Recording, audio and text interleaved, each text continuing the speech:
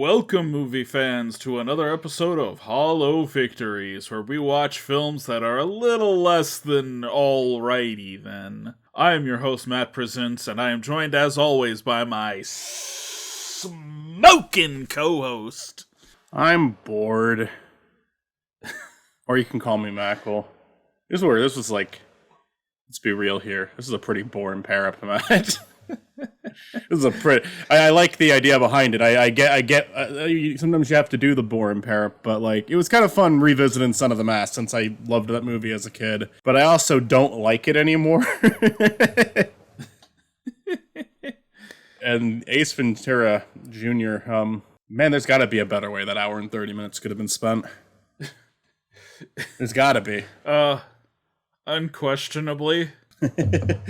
Yeah, it's the matchup of Jim Carrey's children.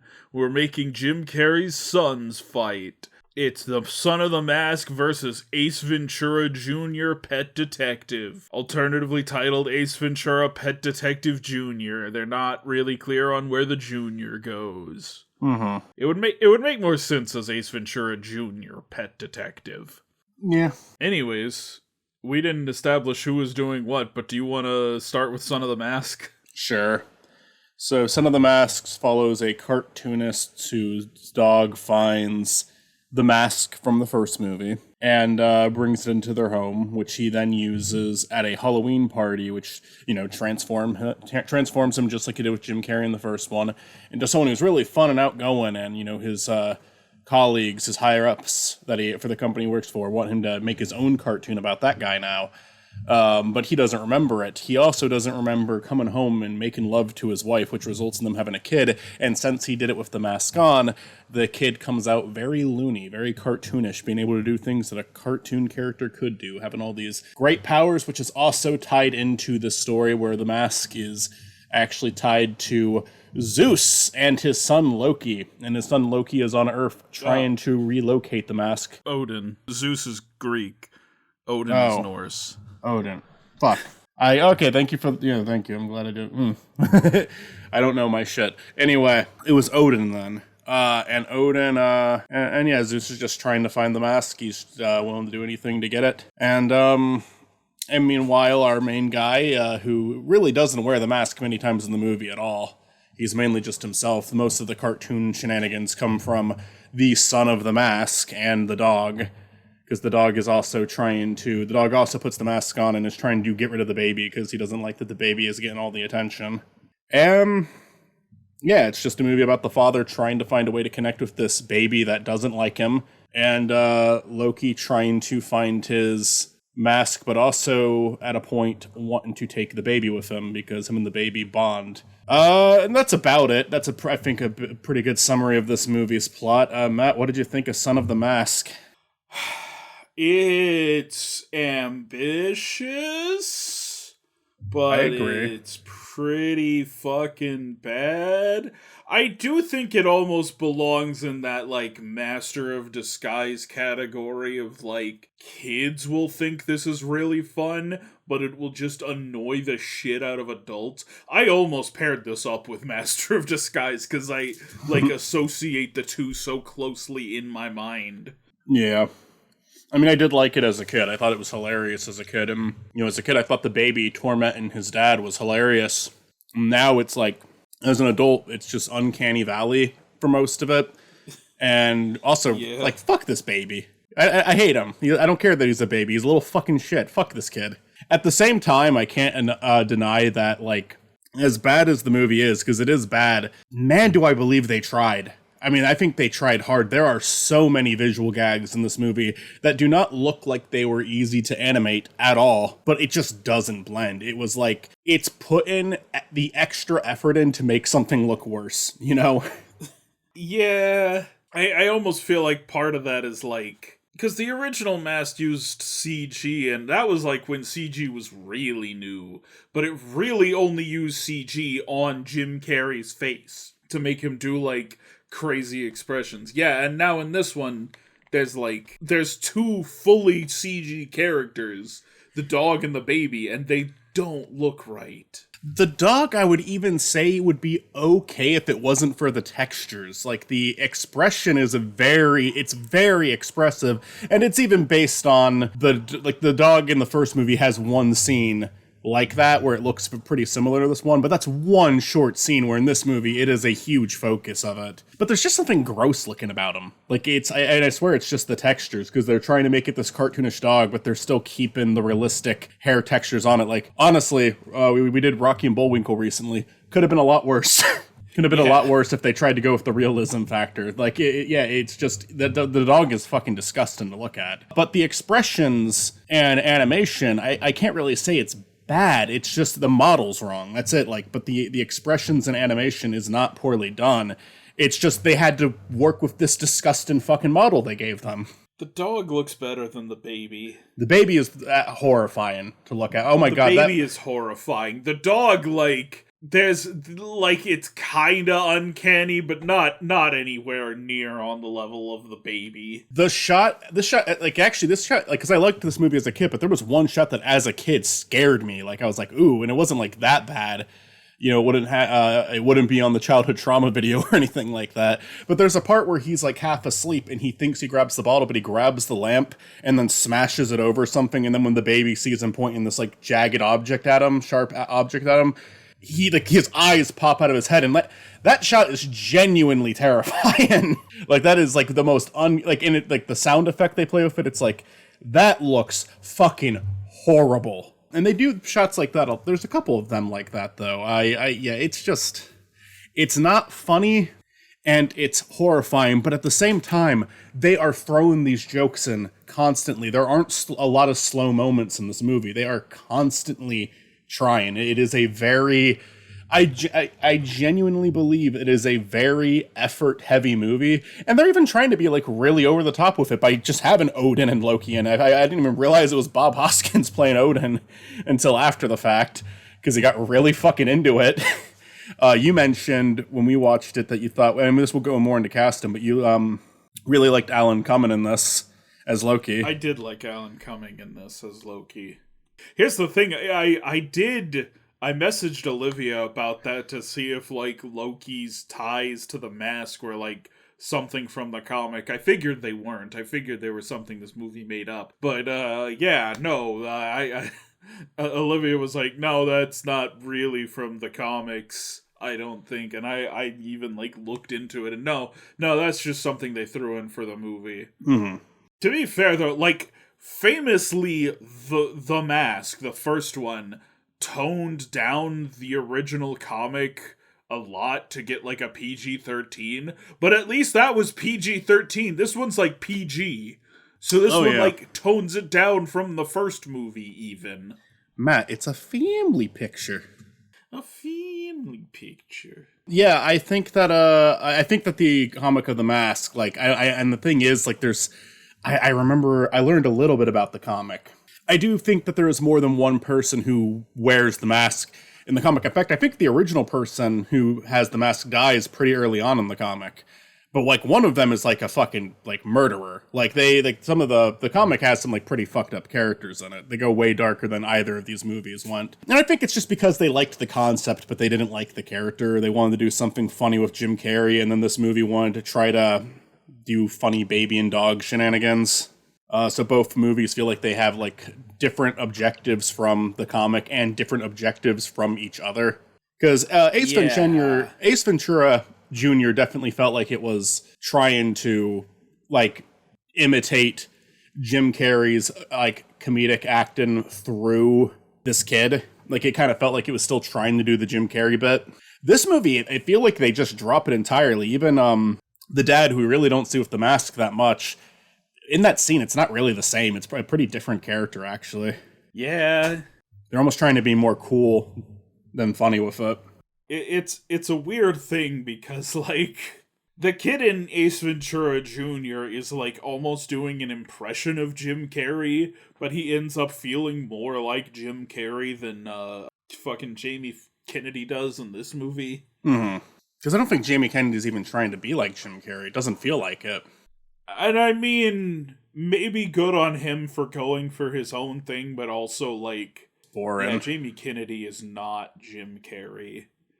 Jamie Kennedy is, like, not... I don't even think he's annoying in this. I just don't think he's interesting.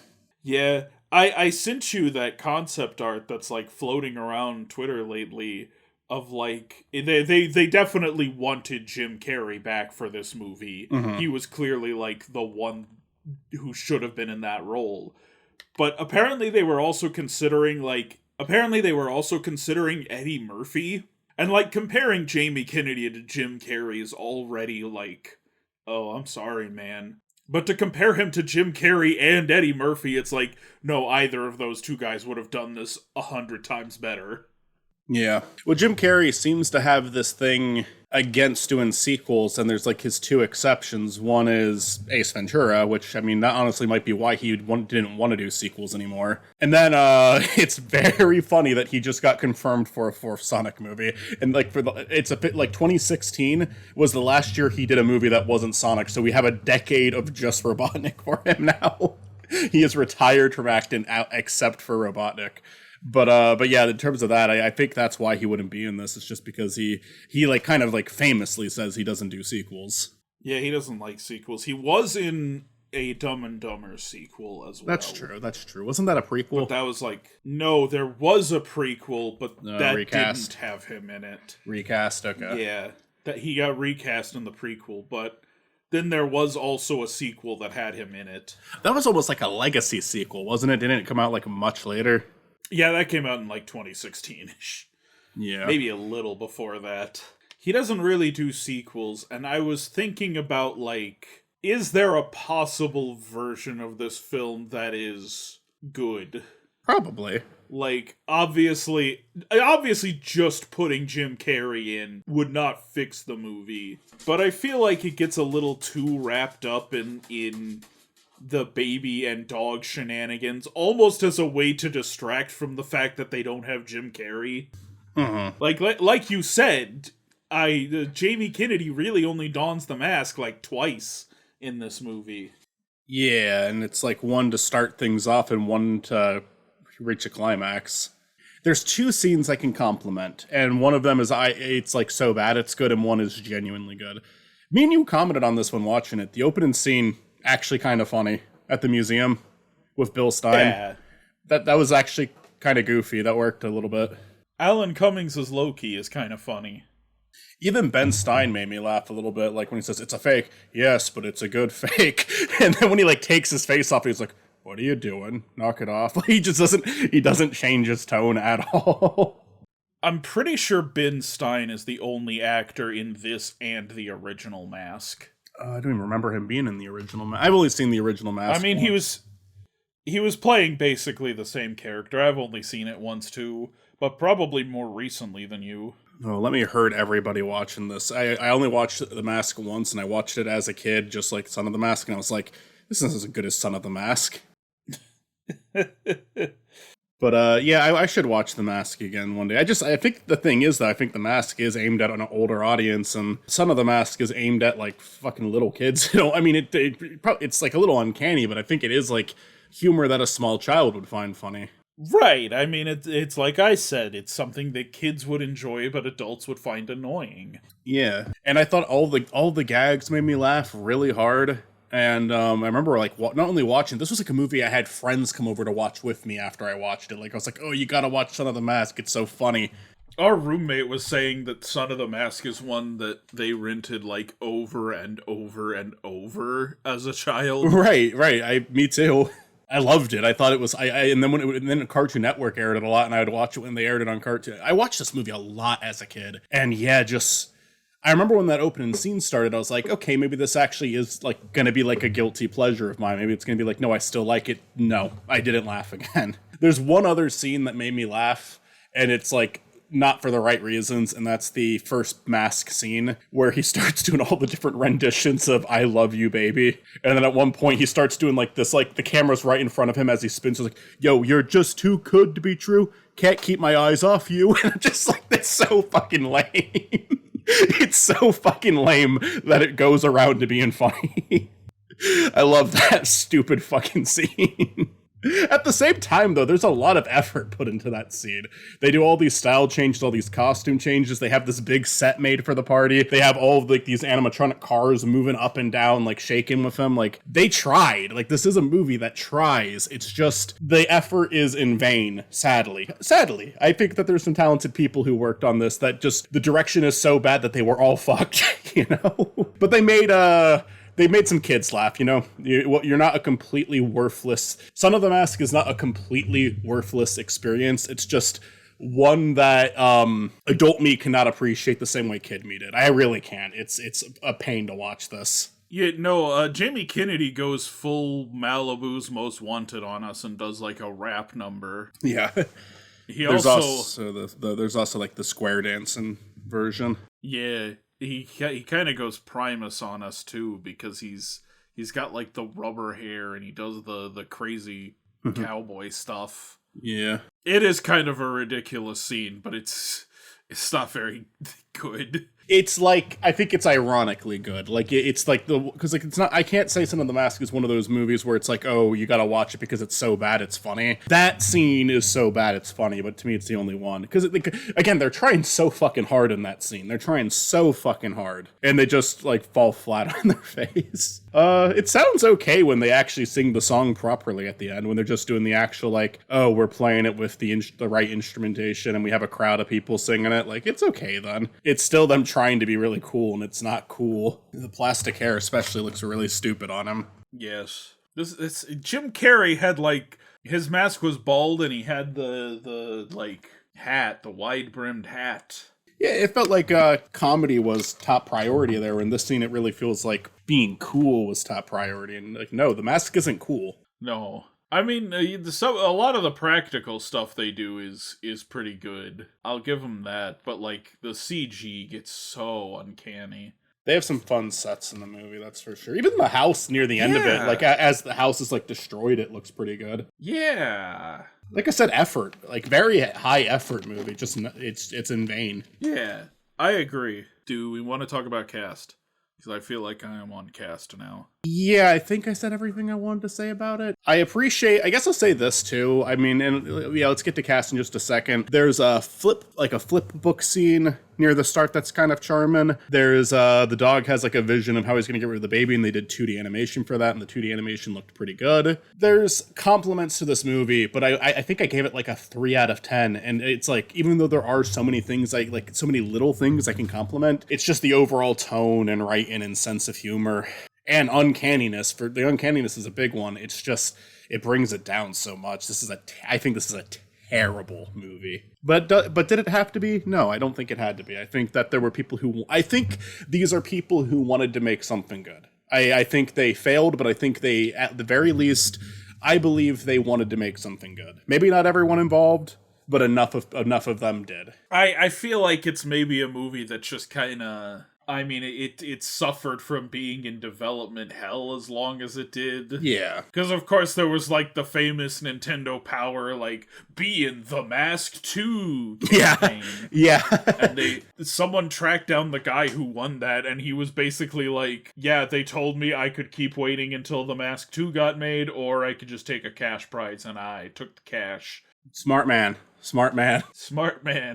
I'll say this too, like, I could see them, like, even with, like, the horrible, like, special effects in the movie, I could see them being like, how can we make this shot look like cartoonish? Can we transform this actor's face into something cartoonish? Like, we want to try to make a live-action cartoon. How can we do that? And I could see them pulling off the effects, and then when they watch, they're like, does this work? And they're like, yeah, kind of. Like, the face morphs, and they're just so fascinated by the fact that they were, even though it doesn't look good, even though it looks creepy, they might have been, like, so in the moment fascinated by the fact that they were able to do it, that they didn't take any time to consider how, like, it's gonna look in comparison to everything, how uncanny it's gonna be. Because, again, I see effort in these shots, but it's like, I think it's more so like the idea was funny to them, and if they could make it work even remotely, they were like, cool, we did it. Like, you know, I could see genuinely passionate people doing that and, like, being blind to it just because it's like there wasn't a lot of movies that were taking it this far, you know? Like, I think it's better than what Space Jam did with their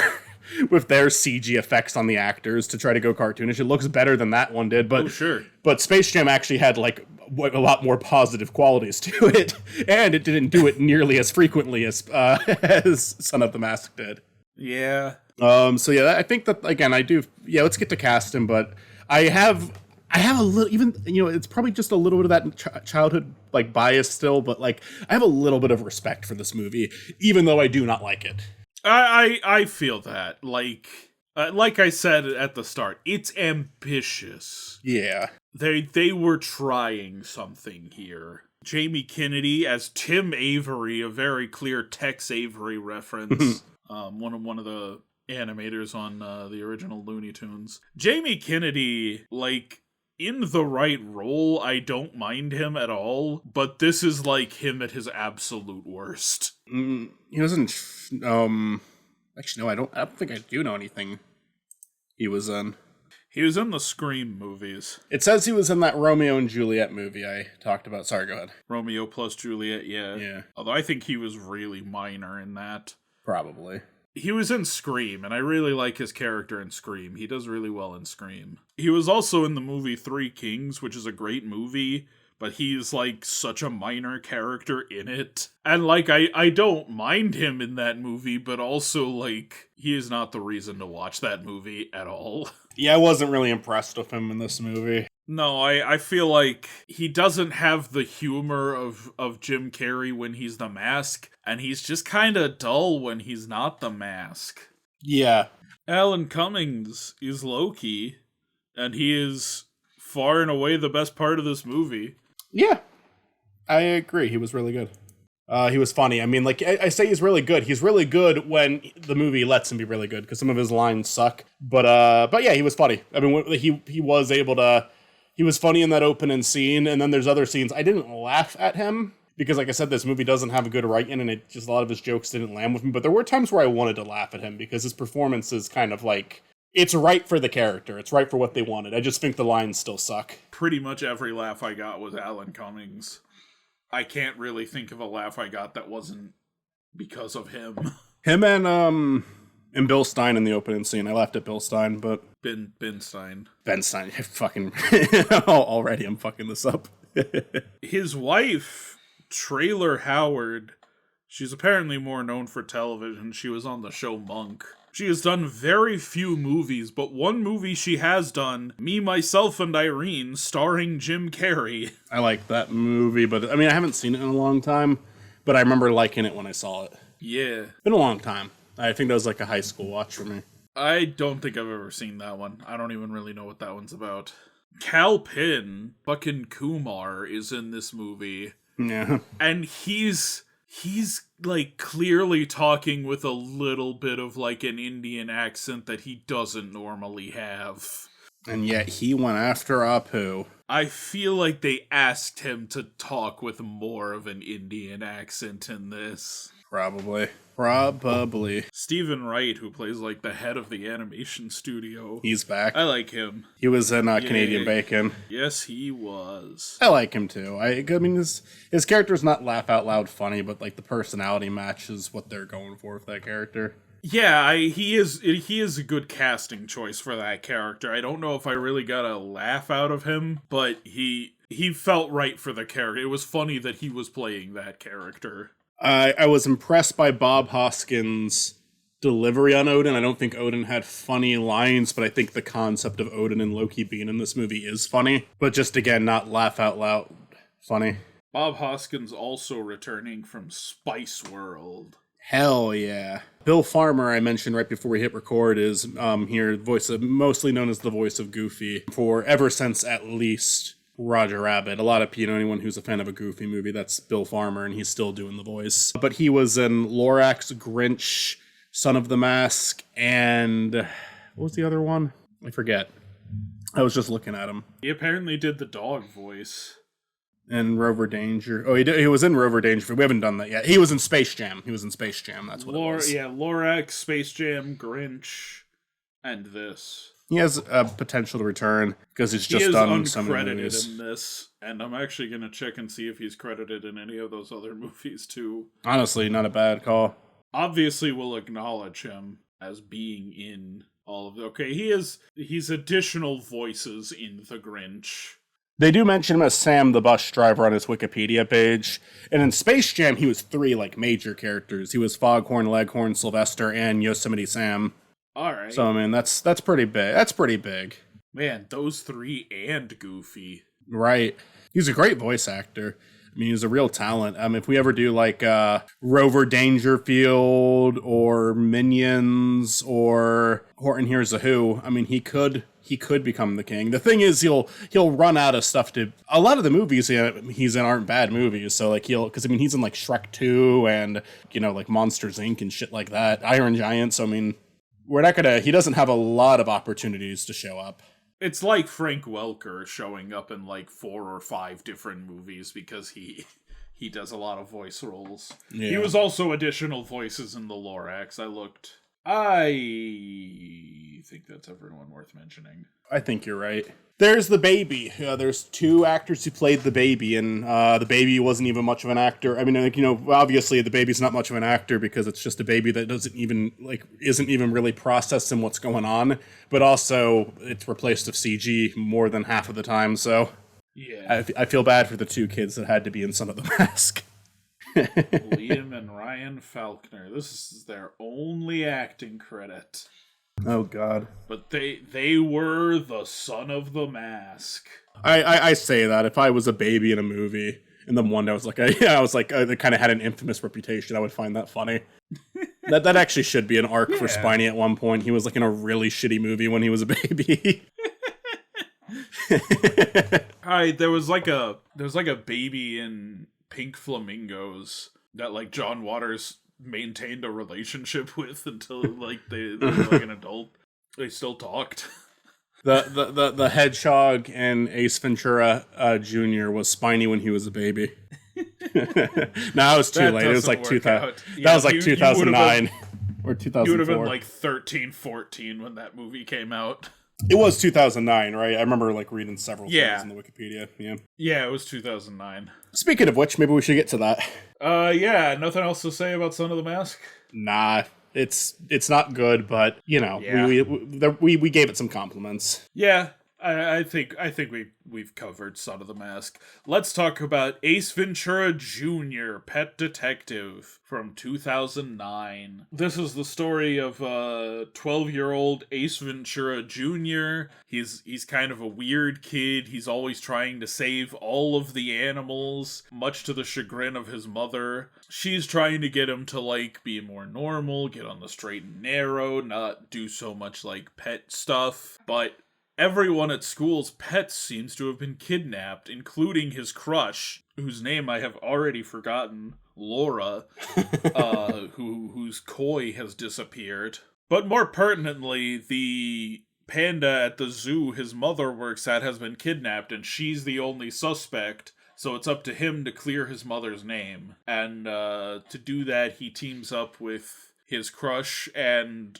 one of the smart kids on the campus, Albert Plistenstein or something to that effect. He goes by A+ for short, so they give him some name that shortens to A+. And I don't know, should I go ahead and like reveal the secret of this movie? It's because there's the Neville from iCarly goes to his school, and it is literally just Neville again. He is not playing a different character. It is fucking Neville. His father is kidnapping like famous animals, and he like tracks these famous animals he's kidnapped to the dad's house. But then he also at the very end exposes that Neville was the one that stole all his classmates' pets. So, like father, like son. Do you want to ruin Sixth Sense for everyone while you're at it? Fight Club? Want to give everybody all the answers? Bruce Willis was in Ed Norton's head the whole time. Yeah, yeah. And Tyler Durden is dead. Yeah, and Neville was the one kidnapping the animals in Fight Club. What'd you think of Ace Ventura Jr., Michael? This movie fucking sucks! boring as shit. I hated it. I think I laughed at, there was one part that I didn't laugh at, like, air came out of my nose, the kind of laugh, and it was the same one that you said made you laugh, which was the right when his hair was revealed. It's not the FBI, but it's like the fucking FBI just busts their door down. That did go... Yeah, SWAT kicks in their door, along with, like, the Wildlife Protection Service.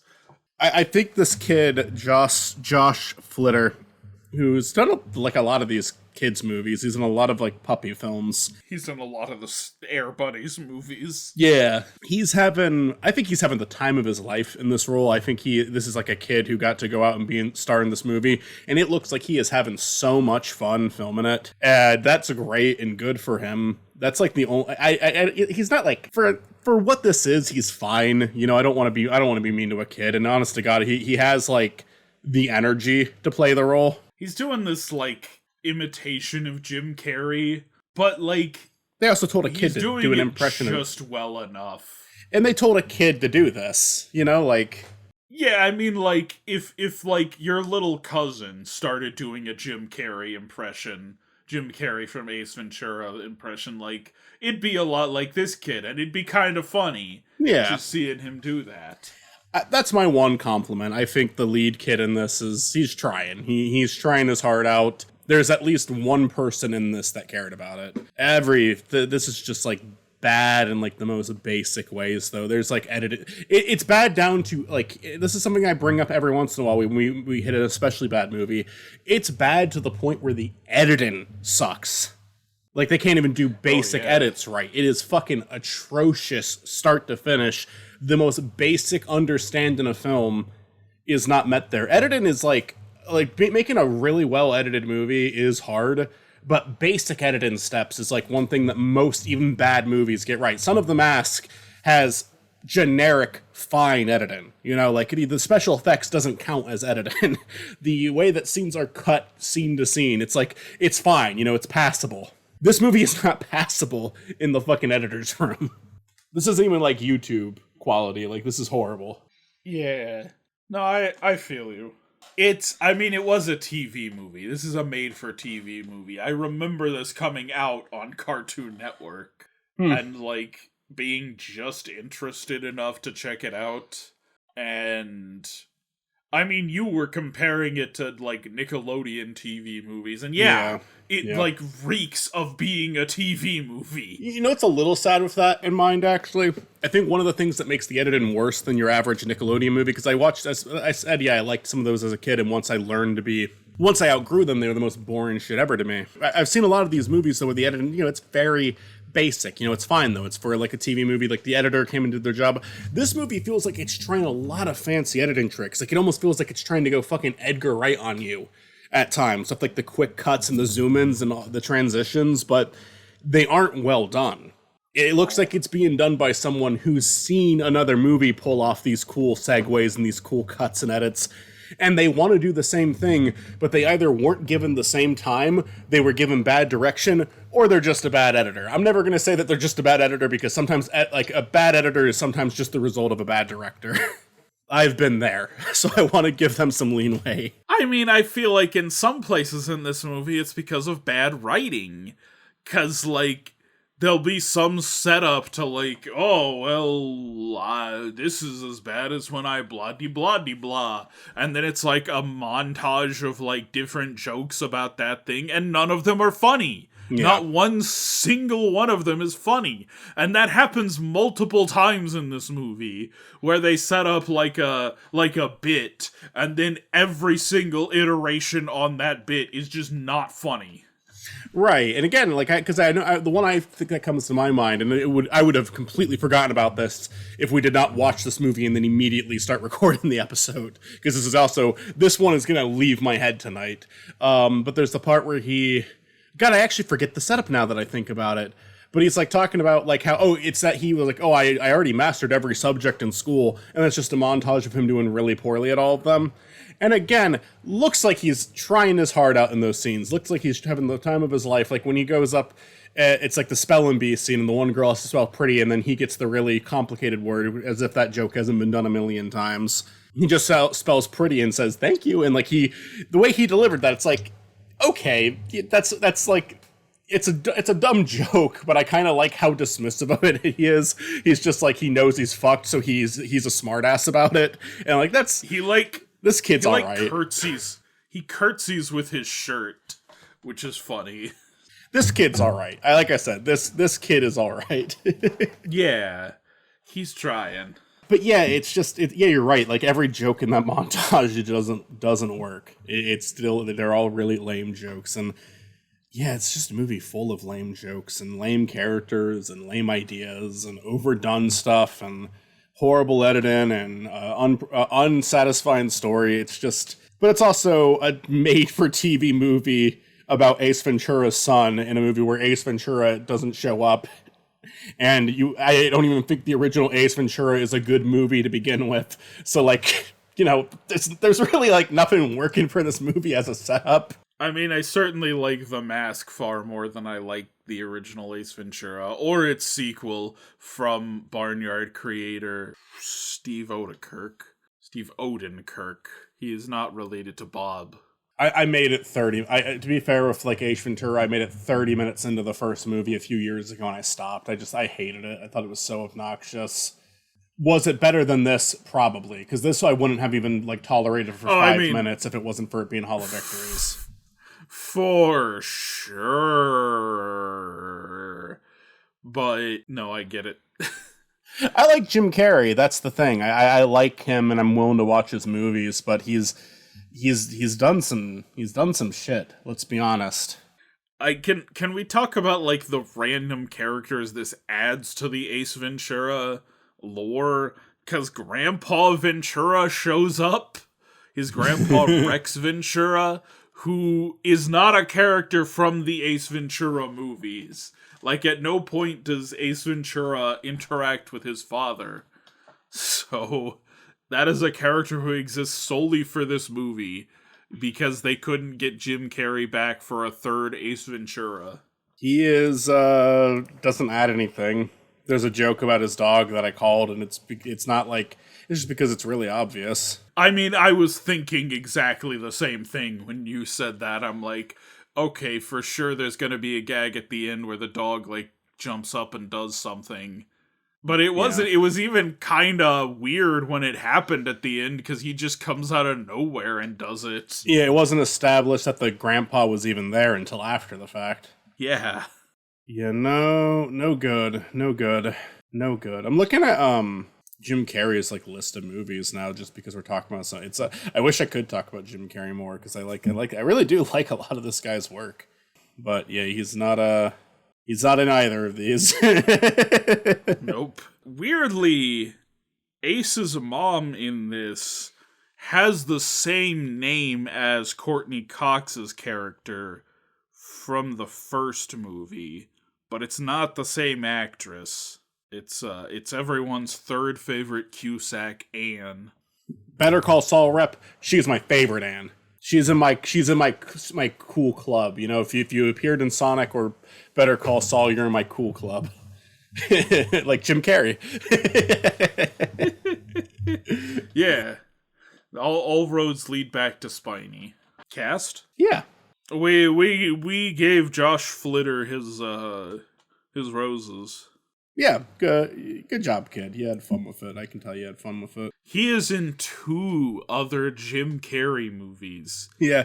He's in Eternal Sunshine of the Spotless Mind. As a bully to Jim Carrey. Yeah, he bullies Jim Carrey as a child.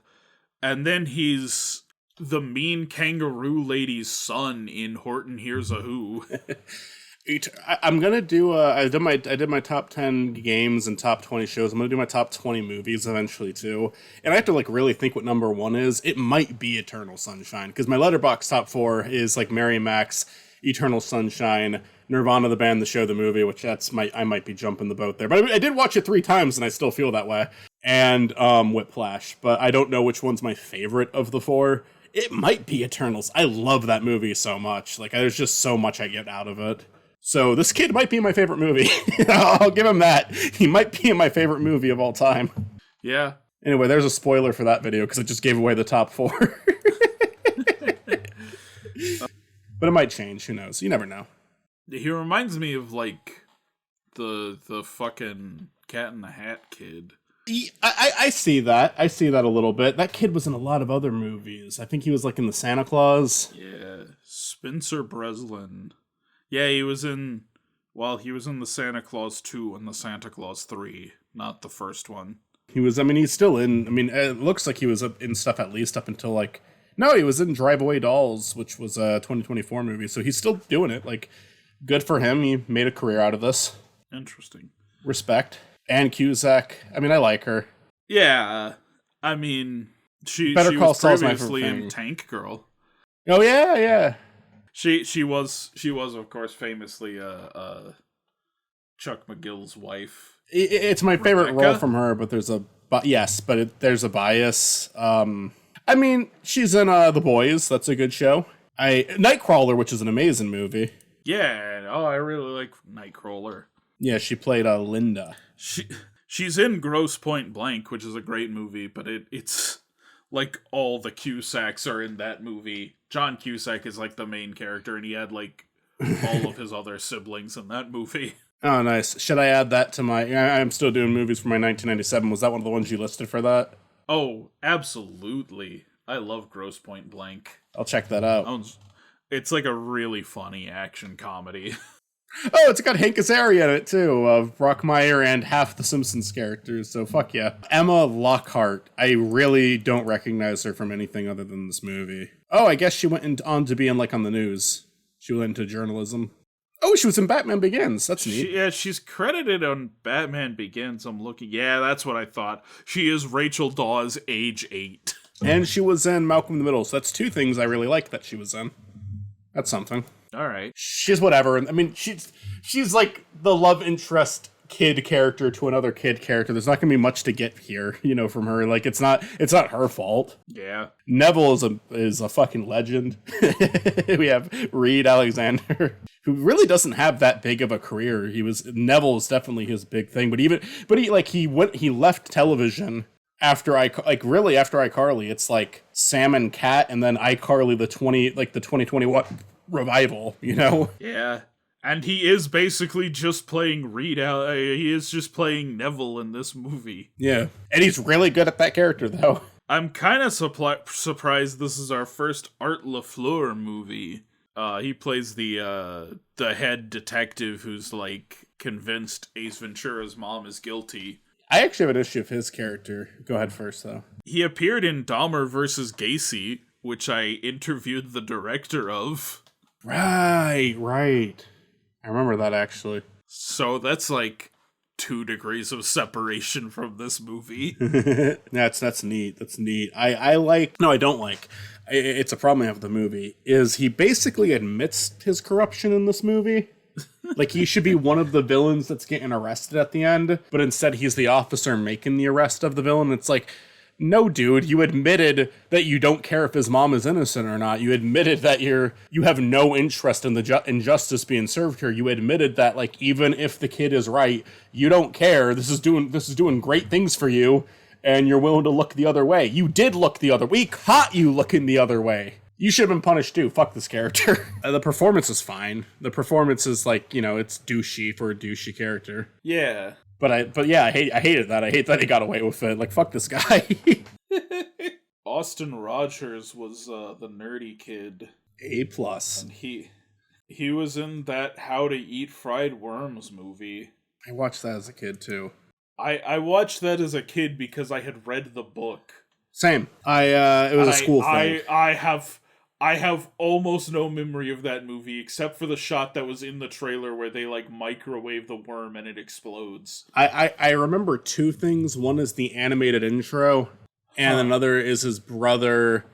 He like, the main character has a really sensitive stomach, and there's, like, a shot at the beginning of the movie where they're driving and his brother takes a bite of a burrito, and then, like, shows it to his brother, like, hey, look at me, hey, look, and then he, like, shows his chewed up food in his mouth, and then they have to pull over to make him throw up. And I only remember that because it also grossed me out, because I also had a sensitive stomach. I didn't throw up, but if I saw something like that, I wouldn't eat for the rest of the day. He was also in a couple of these actors. This is like I haven't pointed out until now. This is like the third person in this that I've seen who was in Reanimated, which eventually went on to be Out of Jimmy's Head, which is, I think, lost media now. Like, there's only a few episodes that are found of that. Reanimated, I loved as a kid just because I loved the concept.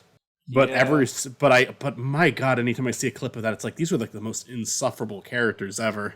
Yeah. But it was but it was a cool idea. Like, it was a really cool idea for a show. I also like, of all the live action Cartoon Network shows, that one is the most justified because it is at least partially animated. Yeah, even if it was the only live action show they did, which they did a lot, I think it would have still been justified. It's a good idea. It's just the cartoon characters weren't good. But they do have a hedgehog character. It looks like it looks like it'd be one of Spiney's relatives. You know, it's like Spiney's fucking uncle there. I'm gonna be obnoxious about that every single time. Just accept it. Ralph Waite as Grandpa? It's likable enough as a grandpa. Yeah. Doesn't really do anything.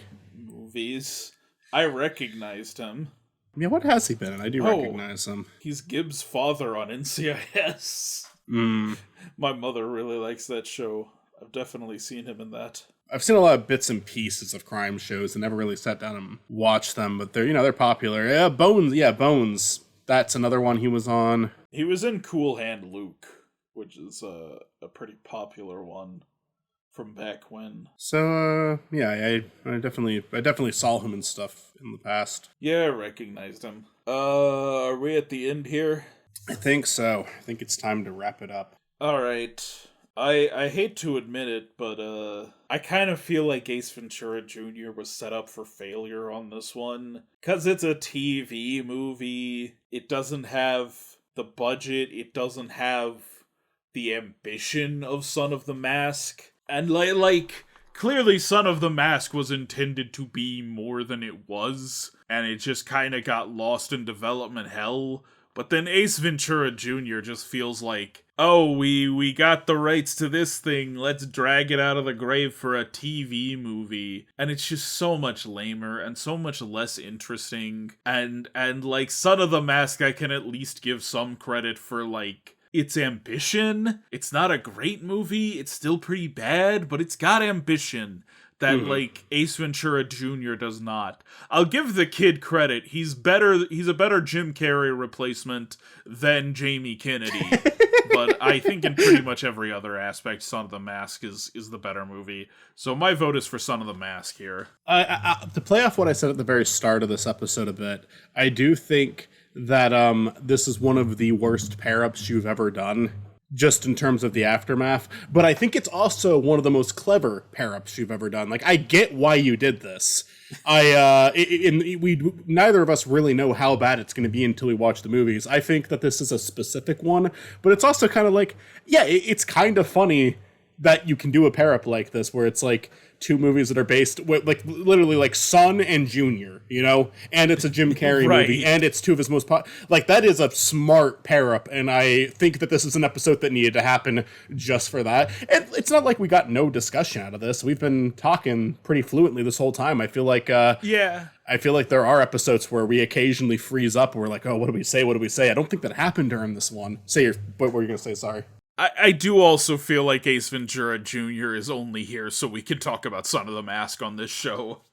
It still works as a pair-up, though. It's still a smart pair-up. Yeah, it is. It is. In TV movies is absolutely worth bringing up, because there is the rare instance where it's like, sometimes the TV movie is better. Like, sometimes it depends on the passion. You know, you have a big head in Hollywood that doesn't give a shit about the project, and maybe you have a small guy in TV who wants to make it further one day, so they really give it their all, you know, and this is not one of those cases. No. But was Son of the Mask even really a big theatrical release? I bet it got one, but I remember that going to DVD pretty fucking fast. I mean, it pretty much bombed at the box office. Yeah, I remember it being announced, and I remember seeing trailers for it, and I was excited, and I mean, Farrah was like 8 years old. I might not be remembering this right, but I remember it coming to DVD pretty fucking fast. Like, I remember it because I remember waiting for DVD releases. Oh my God, after the Simpsons movie came out, I really wanted the DVD so badly, and I had to wait like almost a year for that shit to come out. Where Son of the Mask, I felt like it was like, within a month or two after the movie came out. I think I got that DVD. But yeah, I'm with you. Son of the Mask is a better movie. It's a movie that there's things to respect about, where Ace Ventura Jr., it's like, it really is just complimenting that kid who had to take on the role of playing Jim Carrey, like a kid Jim Carrey. Actually, at first, I thought that's what it was. I thought it was like an origin story for his character, and then I realized, oh no, it's his kid. But either way, he's still doing this bit. And again, it's not like, is it entertaining to watch as an adult? No, but do I see this kid trying his heart out? Yes, and you're going to get some respect from me from that. But yeah, Son of the Mask, it's kind of an easy winner here, and both movies suck. That's the sad thing. Yeah. But yeah, no, both are pretty low on my list. I really didn't like these two. So you're also going Son of the Mask. Yeah. Interestingly, the audience does not agree with us. It's 34% Son of the Mask, 66% Ace Ventura Jr. I bet they didn't watch Ace Ventura Jr., and that's why. I mean, I feel like that's part of it, although Lyle versus Exile here says, like, one is failing miserably despite having a larger budget and resources, while the other is so small and unremarkable that you can't really trash it as hard.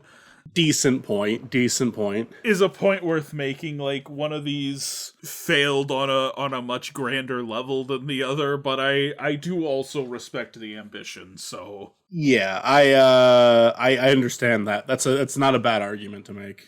But I do disagree as a whole. Yeah, Son of the Mask wins. I'm not even gonna give it a fake yay. I normally do go like, yeah. No, Son of the Mask, you don't get that. All right. This is close to Lorax versus the Grinch, where I'm just like, both of you fucking made my week worse. Leave me alone. I feel like I hated both of these movies a little less than you. They do both suck, don't get me wrong. These are both bad movies that we have shown for the show. But I feel like you hate these two more than I do. That happens a lot. Where I feel like I hate a movie. When we get to some of them, I really do hate them more than you. But that's the thing. It's like, I feel like that's been happening lately. But then there's also instances like Tom and Jerry the movie where I'm like, no, this is kind of funny, and you're like, no, it isn't. Yeah, we have those. We have our differences. That's a good thing, though. Yeah. I like that episode because it's the one where we, like, actually disagree. Like, we don't disagree that much, that often. Something about this matchup, I almost paired Son of the Mask up with the Dumb and Dumber prequel, Dumb and Dumberer. That's another one I also grew up with, so I would have had a bias there with that one, too. Well, but I was thinking about it, I'm like, you know what, that Dumb and Dumber prequel would almost make more sense with the actual Dumb and Dumber sequel they made with the original actors. So next time on Hollow Victories, it's Dumb and Dumber When Harry Met Lloyd versus Dumb and Dumber 2. Okay. Keeping the Jim Carrey train rolling. It's like when we did Country Bears and Haunted Mansion, followed by Haunted Mansion and Jungle Cruise. Yeah, keep this Jim Carrey train rolling. He's actually in Dumb and Dumber 2. Yeah. And it'll be his third appearance. It'll be like a third major appearance too, right?